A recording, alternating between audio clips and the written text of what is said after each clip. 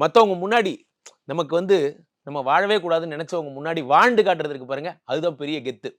அது சொந்தக்காரனா இருக்கலாம், பெரும்பாலும் நண்பர்களா இருக்கிறது கஷ்டம். அவங்க நண்பர்கள் என்னைக்குமே அப்படி நினைக்க மாட்டாங்க.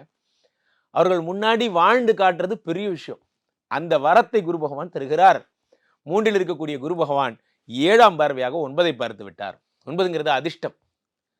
திடீர் அதிர்ஷ்டம் ஏற்பட போகிறது. பார்றா, திண்ணை மேல உட்கார்ந்திருந்தேன், திடீர் அதிர்ஷ்டம். வழியில சும்மா நடந்து போனவனுக்கு கிடைச்ச வாய்ப்பு. சார் நெறைய பேர் வாழ்க்கை அப்படி மாறி இருக்கு. நான் டீ கடையில டீ சாப்பிட்டுட்டு இருந்தேன் சார். ஒரு பேப்பர்ல பார்த்தேன். இந்த கம்பெனில வேலைக்கு ஆள் எடுக்குறாங்கன்னு பார்த்தேன்.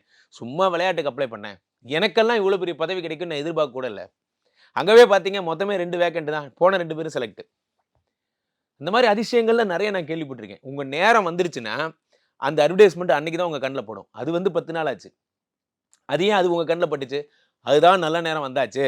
குரு பகவான் உங்களுக்கு நல்ல நேரத்தை உண்டு பண்ணுகிறார். அடுத்து 11ஆம் இடமாகப்பட்ட லாபஸ்தானத்தை குரு பகவான் பார்க்கிறார்.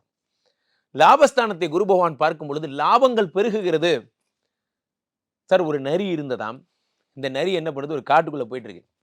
போயிட்டு இருக்கும்போது என்னாச்சு? ஒரு சின்ன சின்ன ஆ மிருகங்கள்லாம் அது முன்னாடி வருது. சூரிய வெளிச்சம் அது மேல படுது. கிழக்குல இருந்து அது மேல படுது. அதனுடைய உருவம் ரொம்ப பெரிதாக தெரிகிறது. உருவம் பெரிதாக